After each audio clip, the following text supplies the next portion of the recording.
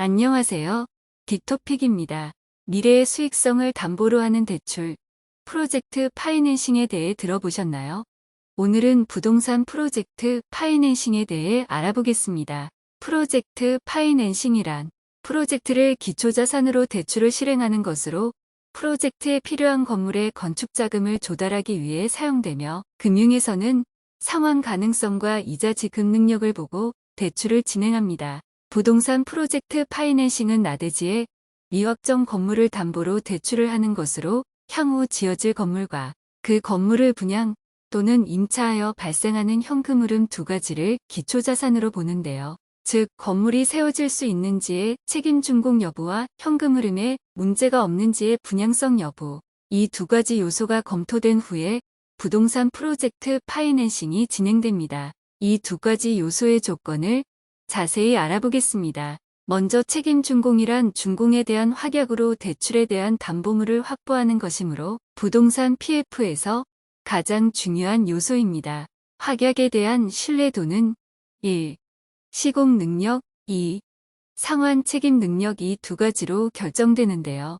시공 능력은 해당 건물을 건축할 수 있는 능력을 뜻하고 상환 책임 능력은 준공을 못하는 경우 대주단의 채무를 상환할 수 있는 재무 능력이 있느냐를 판별하는 것입니다. 재무 능력은 회사채 발행 신용등급 또는 한신평, 한기평 등의 회사 신용등급 평가로 판별되고 일반적인 부동산 PF에서는 발행 신용등급을 가장 중요시합니다. 이때 신용보강을 하여 진행하기도 하는데 신용보강이란 대기업의 경우 자회사인 건설회사는 회사채를 발행하지 않거나 신용등급이 낮을 때 모기업이 자회사인 건설회사의 신용등급을 보강해주는 것을 말합니다. 예를 들어 CJ건설은 무등급으로 회사채를 발행하지 않으나 모기업인 CJ그룹은 A의 때 CJ건설의 책임준공을 연대 보증하게 되면 CJ건설의 신용등급은 AA형이 되는 것입니다. 현금 흐름은 분양성을 뜻하는데요. 건물 완공 후 분양이 안 되면 담보물은 확보했으나 현금 흐름에 의한 수익 창출이 없어 상환에 문제가 생기겠죠. 부동산 PF에서는 다음 두 가지를 분양성에 대한 위험을 해징하기 위하여 사용합니다. 1. 기표 선행 조건.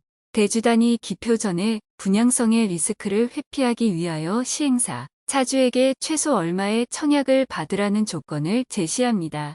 2. 분양률 트리거. 분양을 개시한 후 일정 기간 동안 목표한 분양률에 도달하지 못한 경우 대주단이 강제적으로 분양 금액을 낮추게 합니다. 보통 분양 개시 후 6개월을 기준으로 하고 LTV를 척도로 분양률이 LTV의 목표에 도달하지 못하면 분양률 트리거를 적용하겠다는 것을 초기에 약정합니다. 예를 들면 상가의 대주단이 대출하는 금액이 200억 원 상가 분양 매출액이 400억 원일 때 LTV는 200, 450%가 되는데요. 이때 대주단 이 시행사에게 최소 30, 50%의 청약을 받으라고 요구하는 것이 기표 선행 조건. 6개월 이내의 분양이 50%가 안 되면 50% 분양대금 할인을 적용하게 강제하는 것이 분양률 트리거입니다. 이렇게 해서 부동산 프로젝트 파이낸싱에 대해 알아봤습니다. 부동산, 투자, 경제와 언제나 함께하겠습니다. 이상 빅토픽이었습니다.